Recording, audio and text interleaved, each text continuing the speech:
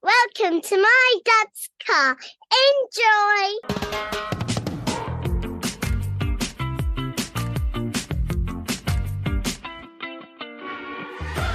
Welcome to My Dad's Car, a podcast discussing our personal relationship with automotive nostalgia. And you know what? It doesn't even have to be about your dad's car. It can be your mum's, your grand's, your parents', guardians, or even a neighbour's. If it made an impression, let's talk about it.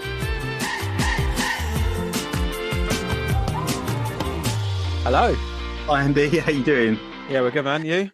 Yeah, not too bad. John, meet Matt. Matt, meet John. Nice to meet you, Matt. Hi John. So, I know Matt through Volkswagens and Porsches, isn't it really? Probably going back 20 years or something along those lines. Yeah, I've definitely been into the VW scene for quite some time now, to be fair. So it shows my age. I think I had my first project car at a show when I was 15 and I'm 41 now.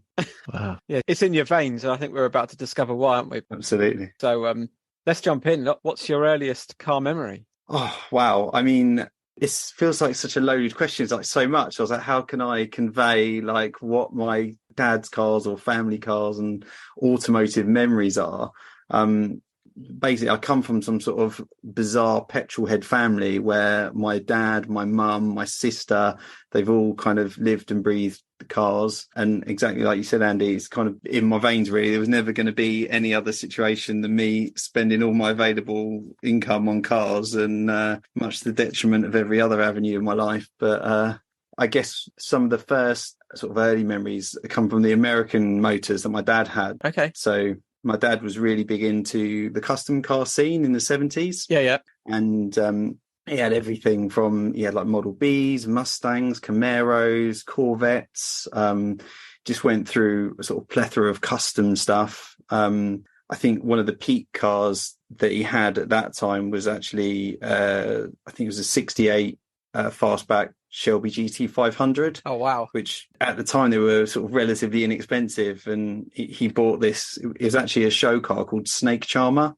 So it was metallic green metal flake paint with big Snake Charmer written down the side in gold with like cobras on it and stuff like that. Wow. And my dad basically refurbed it. So he stripped it, painted it red, had it back to a resto mod type thing. I don't know what they were calling it in the 70s, but it was sort of like OEM plus, for want of a better word, with some kind of sort of flat red paint, but then widened chrome wheels and little else. So that was, that's probably one of the coolest cars my dad had. But that was actually pre me being born, so I didn't get to ride in that one, unfortunately. But so if you go back to early school memories or whatever, what were the cars your parents taking you to school in or out of the weekend or whatever? I'd say around that era, there was, my dad built a show car for my mum, which was, I think it was a 68. Yeah, it was a 68 Camaro drop top. So they painted it this kind of like cherry black colour with a white interior. So it was quite of the time. Yep. It had slightly lifted suspension with a chrome axle and like the light on top of the axle and stuff. Yeah. And I always remember a tale that my dad, used to tell me when I was growing up, but he really wanted a set of wheels. That was like the finishing kind of the icing on the cake of the car build, basically. And a set came up. They didn't really have the money, but Dad managed to negotiate a deal where he sold the sofa that we had. And basically he made a sofa out of some pallets and foam, and then he used the cash to buy the wheels for the car. That's pretty committed. Kudos to him. I mean, the fact that my mum stuck with him and supported him in these endeavours blows my mind. But I can't believe your mum signed that one off, to be honest. No. I mean, and bless her, like my mum was a bit of a seamstress as well, so she did a lot of the upholstery on the cars. So it was sort of like a bit of a team effort. That particular car was, they called it her car, and they kind of built it for her. And back in those days, they'd take like wooden plaques and they'd like hand paint all the the people that had a part in the car. They'd put all the names on there, like paint by Richard and interior by Kathy, and then they'd display that on the car at these custom car events, which was quite nice. How come your dad got so into sort of the American scene? Was that like Dukes of Hazzard on the TV sort of thing, do you think? Or I think it had to be. It just seemed like it was of the era. I think if you're a young man at that time, that was what everyone was into. It was the popular culture car, I feel. Yeah. My dad grew up around sort of West London area on the sort of outskirts, and I think that was just what they were doing. You know, that was the scene. Much like when I was of a certain age, the V-dub scene was what was kicking off. And probably by the time I was about 4 years old, my dad bought a car that he still owns now, which is kind of got a bit of an American heart. So it was a Mk1 Capri that had been built using a Gen 2 Camaro. It was a 1970 like Gen 2 Camaro AS car. So like the Simon Eyes kind of touring cars that were going around Goodwood. So it's one of those sort of Simon Eyes sponsored cars, and it was the engine out of that had been put in a Mk1 Capri. My dad bought that, let's say, when I was about 4, and he's had it ever since. And that's been a kind of project that he's been evolving over time, and I've been part of. You know, being picked up from school, or I think one of my sort of, you say like these kind of core memories as a kid, having like a 350 Chevy and a Mk1 Capri, it's quite lively. And he had these big wide tires on the back, and there was a hotel on the Great West Road called the Master Robert Hotel. I remember being sat at the traffic lights, and Dad just flicks the line lock on and just does a massive burnout, like literally you couldn't see. I mean, it's sort of like 3 lanes at that point, and it just smoked the whole thing out, like. And I'm just giggling, an absolute giddy kid, like this is the best thing ever, you know. And again, my dad's my hero, you know. So that was definitely formative, put it that way. So is that Capri a runner currently? Does it get out and about? Yeah, so that particular Capri, like my dad bought it. It was being built for circuit racing. My dad bought it and was like, I can't afford circuit racing. Drag racing seems like an accessible way to sort of access motorsport, and it's got that Americana element. So he like repainted it, turned it into his first race car, which was called Bubblegum. The car was very of the time in the 80s. It's pearl white with pink lettering down the side. And he raced that. It used to run 12-second quarters, which is, you know, pretty stout at the time. And he raced that until the sort of 90s, when he built an actual altered. He built his first kind of complete dragster. And then he kind of retired the car from drag racing, painted it bright red, put some different wheels on it, made it a bit more streetable. And we got featured in retro cars and whatnot around the sort of early 2000s. And it kind of remained like that until fairly recently. And he's just fitted a LSA, the supercharged LS. So it's now got 6.2 blown LS. And it went from a 3-speed auto transmission to it's got the 6-speed Tremec now. So it's got 6-speed manual. Wow. And it's pretty much finished. It's just fitted Cobra seats in it, a few other bits and pieces, but it's kind of ready to come back out. So, and we're talking, that's 37 years of ownership, and it's still kind of going through its next guise. And I've never asked, like, I'm fully expecting I want my dad to spend all his money. I don't expect a penny from him, but the one thing I'd love to get would be the Capri, would be the inheritance dream. You know, that's a part of my DNA, if you like. Have you got any siblings? Is it due to come to you, Matt, or is there a battle for who gets it? So I've got a sister, younger sister, and she's been into drag racing. She's got a Mk1 Golf. She's kind of been part of the car journey as well. But I said to her, do you want to just share the Capri? You know, that's, to me, that seems like the logical thing to do. But she's like, oh, no. She's like, you have the Capri. I'll just take the money and I'm going to buy something else. I was like, okay, all right. So she's obviously got plans. I'm not sure what they are, but she'll have something in mind. That sounds like a good deal to me. You have to send Andy a picture of the Capri. Keen to see that. Yeah, it's quite cool. I'll send a few pictures over, which hopefully, you know, you can put on the Instagram and share with the listeners. So, I'm guessing, did he have just a regular car, your Mondeo or your Fiesta or whatever that he was bombing around in? I had this kind of mad side of like Dad's like American and sort of drag racing stuff, but then also like my house was packed full of interesting dailies over the years. I mean, Mum had in the early years like Triumph Dolomite, Vauxhall Viva. She went into Porsche a little bit, had a Porsche 944, Porsche 968. Mum had a Series 2 RS Turbo that was like fully tuned. So it had like a switchable map and Cosworth brakes. And I mean, that car's the one car I've come close to killing myself in. That's the only car I've really got into a bit of bother with. Was that your dad's doing? Was that, I'll just get her this, and then he'll kind of breathe on it at the weekend? Or was that her? No, Mum had a thing for cars with long bonnets. So hence the 944, 968. Yeah. She had a like C3 Corvette. She quite like the Camaro bonnets as well. She just, I don't know. And it's still a thing now. Mum's like, oh, I like that. Yeah, it's got a decent bonnet on it. So it's very random for a mum. I'll give her that. Hate smart cars. Exactly. Yeah. So yeah, it was just always something interesting on the drive, and the RS Turbo just came up for sale. I think my uncle was selling it, and my dad's like, "Oh yeah, that'll be a giggle. What do you reckon, Kath?" And she's like, "Yeah, that's nice." And off we go on the school run in the RS Turbo. And my dad, for work, he'd have sort of fairly corporate cars, but still stuff that I really liked. He had an Audi 100 Quattro, like a big kind of Like an 80s barge. like racing gold kind of barge, yeah. And he had an Audi 80 Sport, which was Nice. again we call Doom Blue these days, sort of dark blue. But again, I loved it to bits. And then he went into Saabs and had a string of Saabs, which I personally love. And it, again, like people be like, Saabs, are you sure? But it's given me a definite kind of appreciation for the mark. And one thing I just love on those things with the cup holders, they just felt so over-engineered and like funky. I was like, oh, I definitely would like a Saab one day. And I still look at 9.5 Aeros on eBay occasionally with a bit of temptation. So The Saab kind of goes hand in hand. It's a bit sort of the engineer, it's the designer, isn't it? It's a bit like a 911. It's not the obvious choice, yeah. but kind of to those who know, it's like, yeah, that's a really cool car.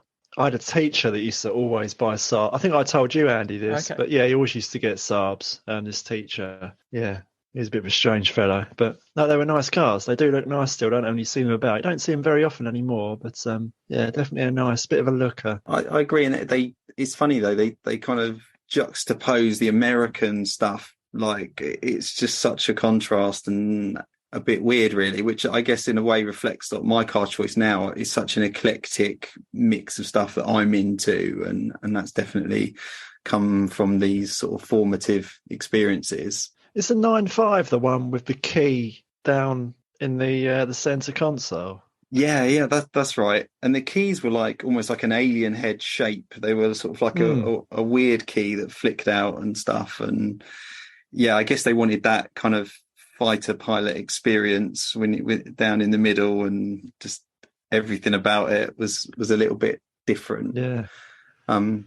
Thinking back to those years, another thing I was worth mentioning to you guys is, again, from this petrolhead family, my aunt and uncle were really into sort of mainly resto Triumphs. So my uncle did like ground up rebuilds on Vitesse, Stags, a Dolomite Sprint, and he used to regularly take me out in these cars and be old cars, and he'd be hustling them like handbrake turns and driving the absolute wheels off them.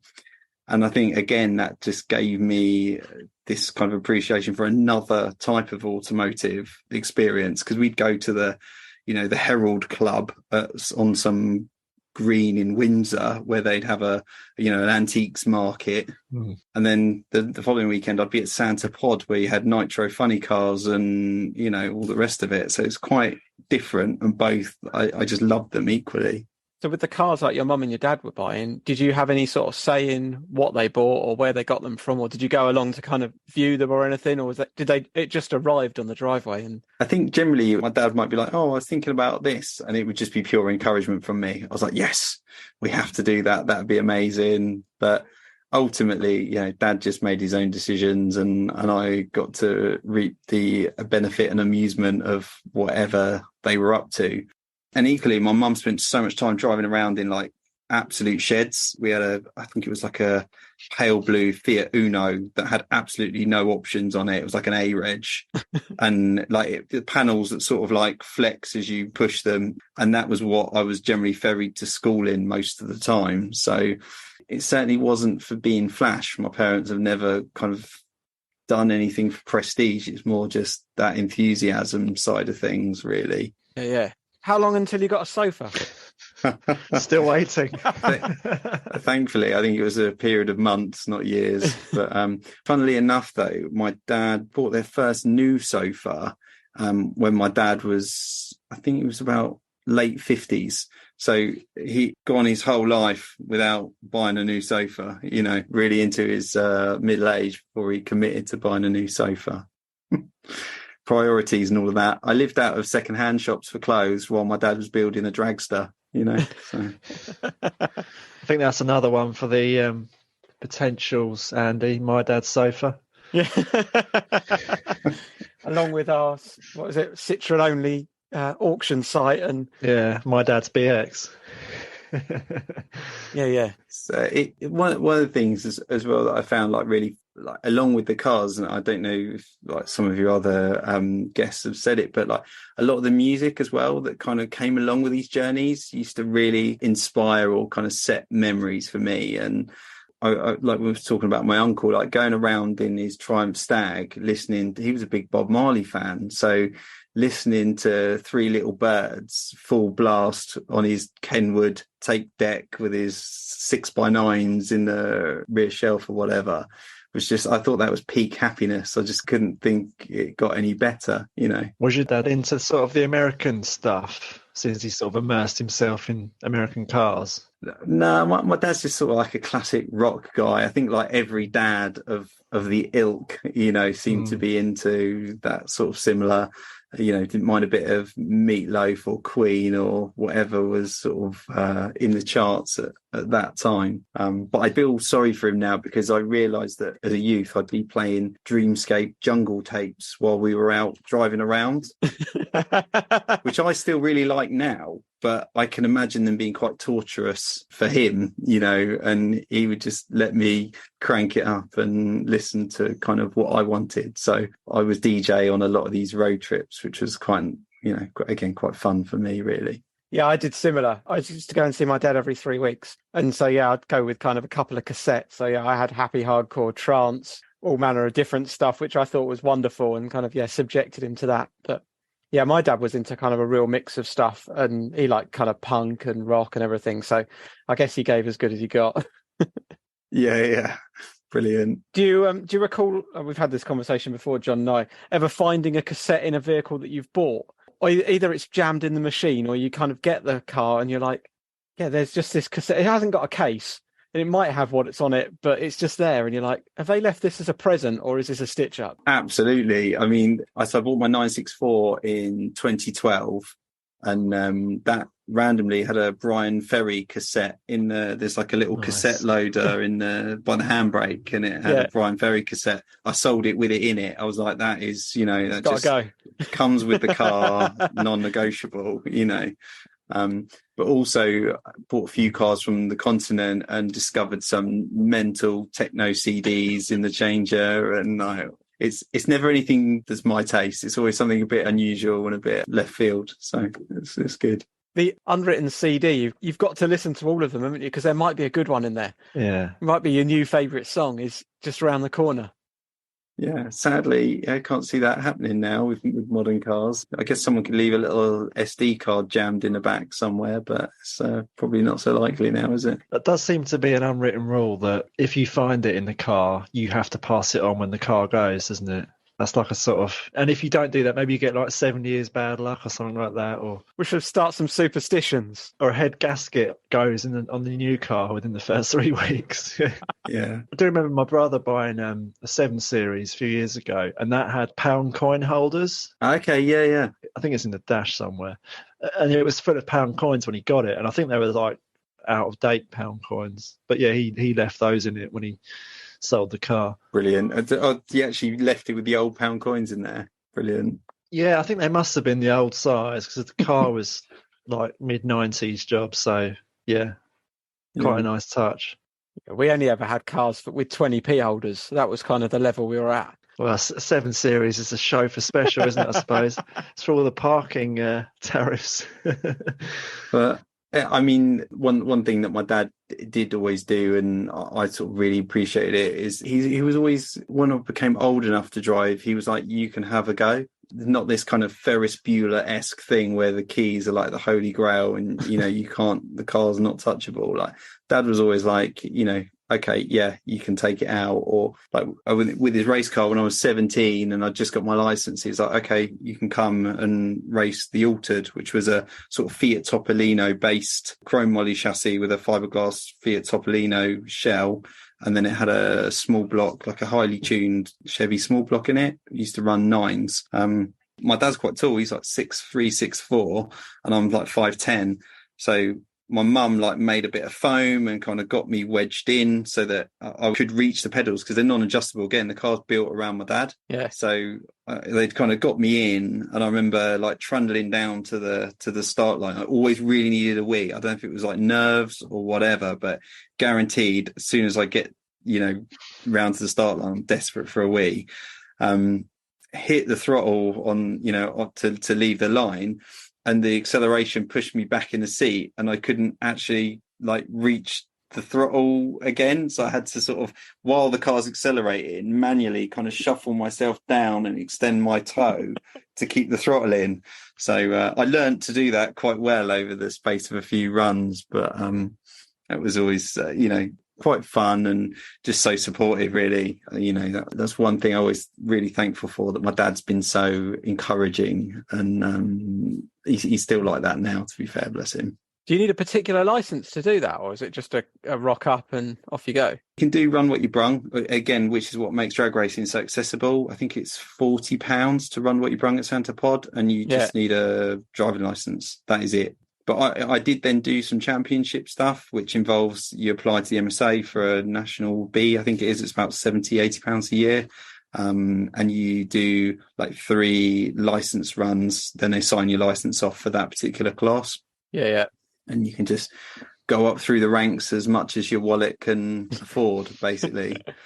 And my dad's gone, so that first car back in 84 that was a Capri, he's gone through the ranks with drag racing to the point now he's got a nitro funny car Mk1 Capri. So he basically, in the 70s, there were these guys that had funny car Capris, and they'd kind of long since been destroyed and lost. And my dad decided about sort of 8 years ago to try and recreate it. So he bought a Mk1 Capri, cut it up, lengthened it, did all sorts of plug work, and then they made a mold, and then they made a body shell out of it, and then that's become, it's one of those flip up, like a crocodile.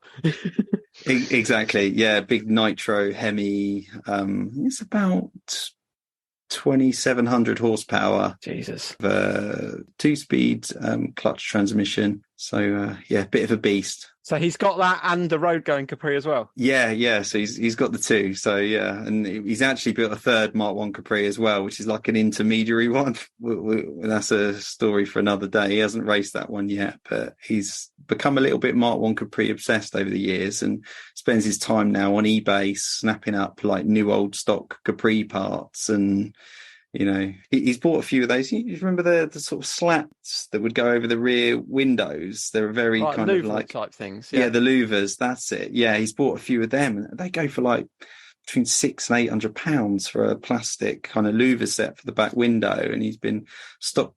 I mean, he doesn't run them, but I think he sort of quite likes them. So he stockpiled a couple of those. And I think Del Boy had those, didn't he, on his Capri gear, his green one from memory. I would have thought so. Which is funny because I'm not a big fan of Mark II, 3 Capris. I quite like them. I've got a bit of a soft spot for them, but for me, like, I find the Mark I sort of classic. And what I would say is, whenever I've driven the red Mark I Capri, you just get thumbs up everywhere. It's just like everyone's loving it. Everyone's universally happy to see you drive it. Whereas you say the Mark III's got that Del Boy connotation. It's a bit, like kind of, I don't know, Barry and Sheila on the visor, or, furry dice and stuff, isn't it? Yeah. Is it the Brooklands? Was that the latest one? That they go for a mint, don't they, now, the Brooklands ones? Or they all do, to be fair, all the old Fords, don't they? But I was going to ask, Matt, what does your dad do? What was his day job? Was he a mechanic or a... No, not remotely car specific. My dad, he used to make bespoke chocolates for airlines. So basically, if you flew KLM, for example, you'd get a little KLM chocolate and that would be like what my dad would make. So basically, yeah, be pumping chocolate into molds, Wow. and making these little individual chocolates. And then he did desserts sort of after that. So they do airline desserts, basically. So little dishes that you get a bit of cheesecake or something. That'd be what my dad was involved in making. So. He's a master chocolatier. Something like that, yeah. I think you could have given us 10 years to try and guess his profession. We would never have come up with that one. Fantastic. No, he had a bit of a nickname at the racetrack. They like called him like Sweetie Bob or whatever. And The Milky Bar Kid. Exactly. He'd often make custom chocolates for the drag strip or whatever, because it's something he could do, which was quite nice. But So going back to those old unfortunate jokes where people would make fun of people's dads having lots of sweets in the car, your dad genuinely did have lots of confectionery for a good reason. yeah, at the time, everyone would be like, your dad's Willy Wonka, basically. you know, so your dad's got a chocolate factory. So That's great. But sadly, it wasn't quite as glamorous as Willy Wonka's. It was a industrial unit in Heston, and it was definitely not the jazziest of facilities, but it was good. It allowed Dad to fund his habit and obviously pollute the minds of his children. Wonderful. Is there any cars, Matt, that obviously the Capri's probably up there, but ones that your dad or your mum's had or anyone's had that you might sort of think, oh, I fancy one of those at some point? I guess there's a lot of them, like the 968 I really like. I'd love to have another 968 one day. I mean, and again, testament to my parents, when I came to buy my 964, I didn't quite have the money. I had a certain amount and I was short. And they said, oh, you can part X the 968 and then just pay us back. So like my mum donated that for me to secure the 964, which was really kind of them. And at the time I had a Mk1 Golf, which was in bits. So then what I did is I sold the G60, the BBS RS wheels, the campaign shell. I just sold the leather Recaro interior. I sold it all and gave mum the money back for the 968. But I think that's something I'd quite like to have again, if nothing else, to let mum use it and have that back to a certain degree. But other cars they had that I'd really like, I mean, that Shelby GT500, I look at Mustangs all the time and I just love the beauty of them, but then I worry about if I actually got one, would I enjoy the drive? Because unless you're spending mega money having it all redone, probably quite agricultural compared to the stuff I'm driving these days. Yeah, I'd have thought so. I used to work in a detailing studio and we had one of those come in.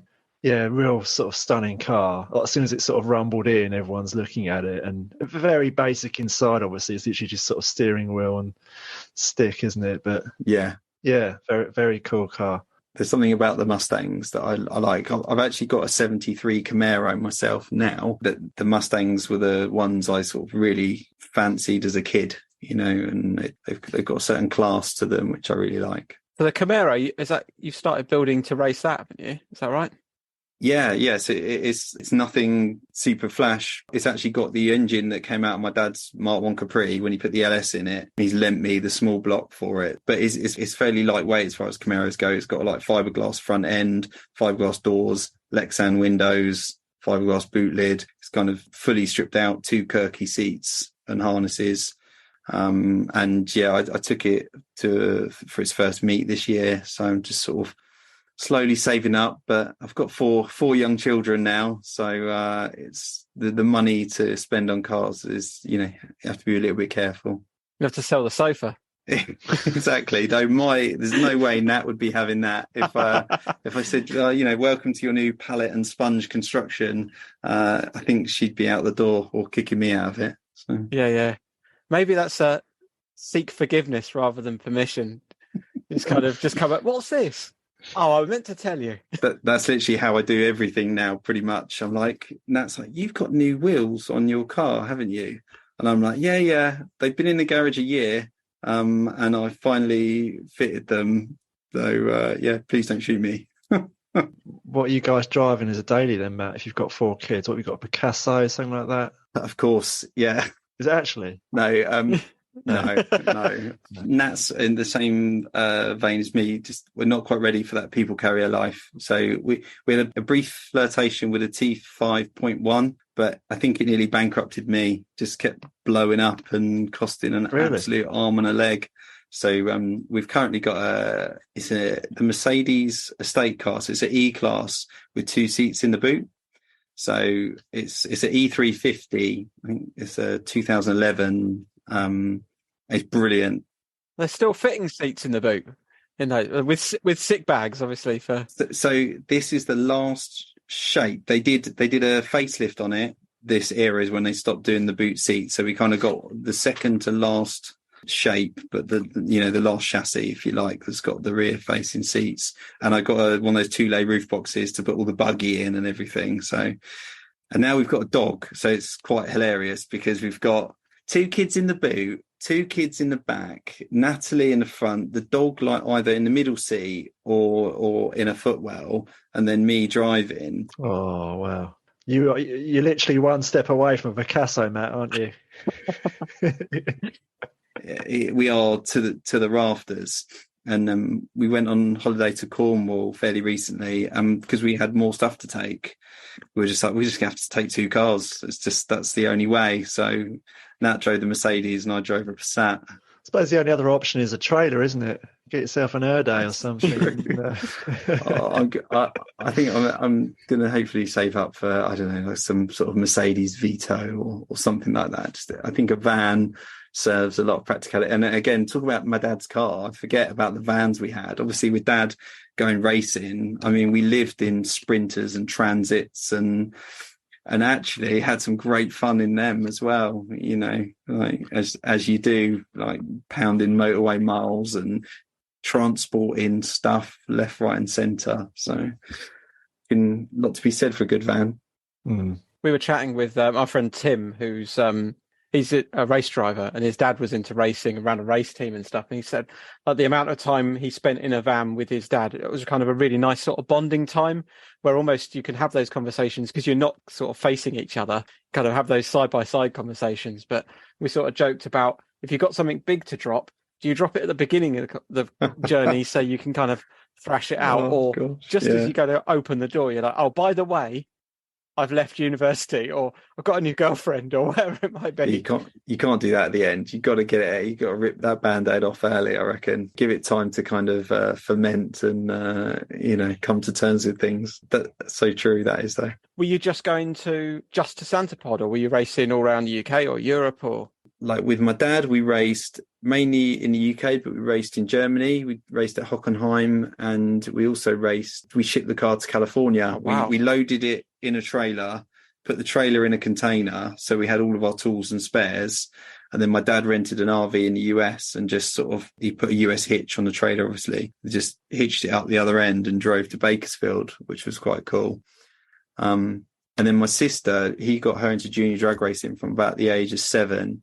And she did the full Euro circuit. So she did like Sweden, Finland, Norway. I think she raced in Holland, but Germany. She did the kind of full Euro FIA circuit, which was quite cool.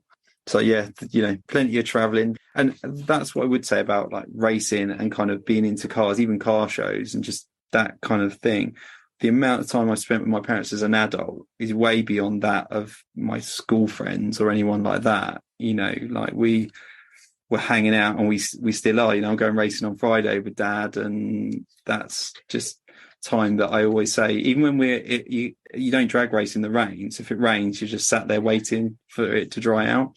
We'd sit there, and I'd be like, this is time we're getting together, and no one else that I know is getting this. And I would always really appreciate it, and I think that's one of the best things about the sport, really. Yeah, definitely. That's quite the commitment, isn't it? Sort of people get their kids into go-karting, and I suppose, it sort of spirals. I'd not thought about drag racing and then, going that far afield. But, hats off to him.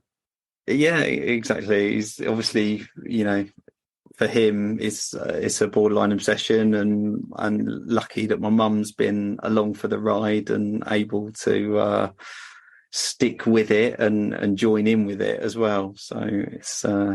And again, we've brought in family. Like I mentioned, my uncle or my aunt. Like we've various people have come along and helped crew on the car. So there's that kind of bonding element to it. And of course, drag racing is full of nostalgia as well. It's not like modern racing that's all about money and technology. Drag racing is all about old school. And, you know, you go down there, there'll be a Sunbeam Stiletto in the pairing lanes, or an early Mustang, or again, like Fiat Topolinos or Bantams, or, you know, it's just such an eclectic mix of interesting stuff. You're never bored at the racetrack. Yeah, fantastic. So yeah, confession, I've never been to Santa Pod. So I've been in the automotive industry for 25 years or something like that, and I've managed to avoid it. So I will at some point go to Santa Pod. You've got to go. I've never been to watch drag racing. It's not just even Santa Pod, just on circuits. But Santa Pod could be a really bleak place if you go at the wrong time to the wrong thing. If the weather's bad, it's quite soulless because it's kind of airfield based. It can be quite awful. You just get me home. But then when the weather's good and when the right machinery's there, it is for me the best place on earth. And if you ever get the opportunity to go to an FIA round and see Top Fuel, you know, I've been to Formula One, I've been to Le Mans, I've been to a Cypriot Greek Rally, all sorts of things. But being near the start line when two Top Fuel cars like launch, it's just otherworldly. It's like nothing else. Like, it shakes your whole body, your face moves, and it's just absolutely deafening and just, yeah, it's wild. I imagine it's a bit like seeing a, you know, space launch, but being right next to it or something. It's just mind blowing, all that horsepower and all that power just shaking the ground beneath you. So I definitely recommend it if you could sneak up there one day. yeah, I'll have to get along there. Do you think will you encourage your children to kind of follow in a similar path, or are they kind of naturally into that lifestyle? So I've got 4 kids, 10, 8, 6 and 3. So they're all quite close together, and the 2 boys probably the most interested in cars, but the oldest one, Max, he's 8, yeah, and he's absolutely car obsessed. So he'll be the one, I think, that might go down that route. But yeah, honestly, I've taken Harriet karting, the oldest. If they're interested, they're interested, but I'm not forcing it on them. They're just more than welcome to join me if they want. And Max is definitely, you know, he's in there playing Forza 7, or he's on a journey. He's talking, oh, is that car, that car? So yeah, I definitely see him taking the family mantle on.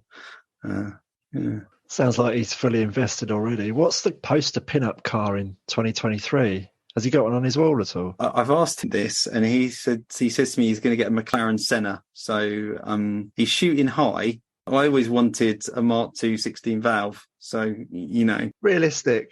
Inflation. Exactly. Yeah, that was my dream. But it is funny, though, like a couple of guys that I went to college with, we've discussed now, like what we chatted about when we were younger and kind of where we are in our lives. And we are kind of living our dreams, if you like some of the cars we've driven. Or, you know, I remember when I bought my 911, I went with my best friend and we just sat, we drove it to McDonald's, first place we went to, McDonald's drive-through in Staines, sat on the curb with a cheeseburger, looking at the car, and I was just like, I can't believe it. This is amazing. I own a 911, and, you know, values have gone a bit nuts since I paid 17,000 for that car for a manual Carrera 2 964, and I was just blown away by it and so happy to have that car. So, you know, if he gets to experience something like that, if it's a McLaren Senna, then hats off to him. But I'm imagining at some point he might set his sights on something a little bit more accessible. Maybe they'll bottom out at sort of $9,000 or something in 20 years' time. Maybe.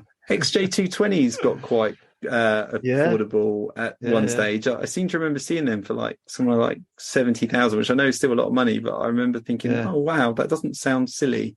But not anymore. Yeah, I don't think the Senna's going to drop. But you touched on old school Fords, like Mk1 Capris aren't getting any cheaper now. I mean, you go on eBay and old Ford stuff just trading hands for a lot of money, isn't it? I think it is because it's the dad thing. People that are buying them are people that their dads had them and they want a slice of the action themselves now. So yeah, I guess it's just one of those things, isn't it? It's just doing the cycles just means that the prices will follow that curve. But I think likewise, I was chatting to someone earlier actually, and he was saying that 30s, 40s cars, they're just dropping because no one really wants a pre-war car. Like, what we're going to do with a pre-war car? Like, you can't use it every day. It's going to do 50 miles an hour and it's going to have wooden wheels. What are you going to do with that? But like 50s onwards, kind of, Mark 1 Cortina, Mark 1 Escort, early Minis, etc. They've got a practicality about them. Absolutely. I mean, and talking about those, pre-war cars, who's going to maintain them as well? It's such a challenge to, even if you thought, do you know what, I'm going to buy one because I love them. Like, you're going to hunt around for someone to do the annual service. And if you've got a problem with it, to come and look at it, because there'll be a lot of head scratching if you take it to someone trying to find the OBD port, We had a lady called Becca come on who runs a podcast, and her dad's into 30s cars. She was saying that actually up until kind of mid-30s, there was no standardization for where the pedals were. So one of his cars has got the pedals in different order. Brilliant. It's absolutely mad. That must take a bit of getting used to. I mean, talk about, if you go to a dogleg gearbox or something, that's one thing. But having a clutch in the middle and a brake on the left, for example, must be a bit wild. Yeah, just asking for accidents. Oh, dear. So I guess, before we wrap it up, any car cleaning memories from your dad? We've had, Fairy Liquid, obviously, standard. We've had Pledge. It's come up recently. We've had some classics. Any tips from the Glassup household? Well, my dad always liked a clean car, but it certainly didn't go through any of the modern methods. It was always a bucket of suds and a sponge, I think, and the chamois leather. It was certainly... Him and Mum literally laughed when they found out I'd got a car dryer. They found it really funny. They just couldn't stop giggling. Every time I use it, I'm like, why did Mum and Dad giggle about this? Like when I'm using my car dryer, but for them, it just blew their mind that such a invention exists now and that people are actually buying it. But no. Dad was just one of those guys who'd get the T-cut, get the autoglim. It was just, the kind of the standard go-tos, and he'd keep it tidy. So you got 2 hours. That's it. Get as much done as you can in 2 hours. And you got to cut the grass as well. Yeah. We never had grass. Dad would gravel everything. He'd be like, "Oh, we're not having grass. We need gravel so we can park more cars." Nice. I was going to ask about the inside of the car, Matt. Any sort of memorable smells in any of these cars? Well, I think obviously just the like classic interiors now. Even I can picture the smell of the inside of the Mark 1 Capri. It's so distinctive, so familiar. I mean, talking about activities on the inside of the car, when I was younger, when I think it was like Toca touring car or something on the PlayStation, and like these early like PlayStation games before it was even a PS1, I remember taking a big CRT television, putting a blanket and putting the CRT television on the bonnet of the Capri. This would be in the garage, and then running the PlayStation controllers, through the window. And then me and my mates would spend many an evening racing games, split screen inside the Mark 1 Capri. So that definitely had that antique smell to it, and the sort of smell of petrol that was such a rich engine used to leave and linger. That's a fantastic throwback, that Toca game as well. I remember I had that when I was younger. I don't know if you remember, but there was a cheat on that game where you could put some sort of code in, right, and it would bring up, obviously you had all the run-of-the-mill touring cars, but it would bring up this huge pink American car. I guess it's Chevrolet or something like that. But also it would bring up a tank. Yes, yeah. Oh, no, I never did that. So you could drive around in a tank, because we used to play split screen, me and my friend Neil. He'd just be a random car, be a tank, and you could just fire this tank and just blow cars off the track. Yeah. Oh, I love those games, and I think V Rally was another one at the time that was just amazing. Quite a lot of oversteer on that game from memory. It's quite tricky to... Yeah. Conor McRae came along and sort of blew the competition away, didn't it? It did. You had to turn the controller while you were steering, weren't you? Yeah. I mean, talking retro games, the original Ridge Racer as well that came out with the PlayStation, and you'd complete it forwards, then you complete it back, and then unlock the black car that was just like warp speed. But you couldn't. I don't think you could save it, even though it had the memory card. Like if you turned it off, you had to start again. Yeah. So like you'd have to do it all over again. Remember that was the case on the Mega Drive and like the old Sonic games. And there'd be like 100 levels. You'd have to sort of pause it and go down for your Sunday roast, come back and hope that it was still there. Oh dear, kids, they've got it made today, haven't they? Oh, they have, yeah. It's all there, and isn't it now? All on demand, and yeah. Oh well, fix them, Eldrew. Oh, I hope that kind of potted history has been interesting and informative. But absolutely, no, it's been good. Yeah, some really interesting stuff. I think our first sort of foray into American muscle cars, first kind of journey into drag racing as well. So yeah, really interesting. Yeah, I've got a vision of your dad, Matt, with sort of cowboy hat, that kind of thing going on. Lasso. Yeah. yeah. He doesn't mind the odd pair of cowboy boots if the occasion arises, but he's just a big fun guy and always up for just making people smile, I think. So I think that's what it's all about, eh? Yeah, definitely. Absolutely. Well, thank you very much, Matt. Thanks for joining us and sharing your memories with us. Thanks, Matt. No, lovely chatting and really enjoying listening to the podcast as well. It's great fun. Yeah, glad you're enjoying it. Thank you very much. Cheers, guys. See you later, mate. See you, Matt. Cheers, mate. Cool. Yeehaw. Yeehaw. Let's go, cowboy. That was good. I enjoyed that. Yeah, some cool stories. Obviously, Mk1 Capris, loads of those in various states of drag racer. Yeah. I like the sound of, it seems that Matt could kind of influence what his dad was going to buy as well, with not much sort of persuasion needed. Yeah, I think, I guess if you're an addict, kind of in inverted commas, sort of, you don't need much persuasion, do you, to go and buy another car or something. And a real kind of, obviously he had the race cars, but a mix of sort of mum's car as well, RS Turbo, 968. No sofas, some fairly fruity stuff on the drive just for the school run. Yeah. But then juxtaposed with a Fiat Uno with wobbly panels. Exactly, yeah. You just got to balance it out, haven't you? Absolutely. Yeah, otherwise the neighbours will talk. Exactly, yeah. Just trying to think how they're storing all these cars. Just seas of gravel, I assume, given there's no grass. It sounds that way. It's plenty of that, and I guess some garages dotted around. Yeah, nice. A little mention to Sarah, who's episode 2, who bought us coffee this morning. Brilliant, thank you, Sarah. Thank you very much, Sarah. Yeah, that's very kind of you. And anyone else out there who's enjoying the podcast and could spare a few shekels, then be gratefully received to help us along our way. Indeed. Yeah, every little helps. Yeah, thank you very much, John. That was good fun. And till the next time. Yeah. Cheers, Andy. Roll credits. Thanks for listening to My Dad's Car Podcast. If you have enjoyed this episode, please click subscribe, leave us a review, and follow us on social media. If you'd like to support us further, you can buy us a coffee or sign up to give us a monthly bump start. You'll find details on our website, mydadscar.co.uk. Bye for now.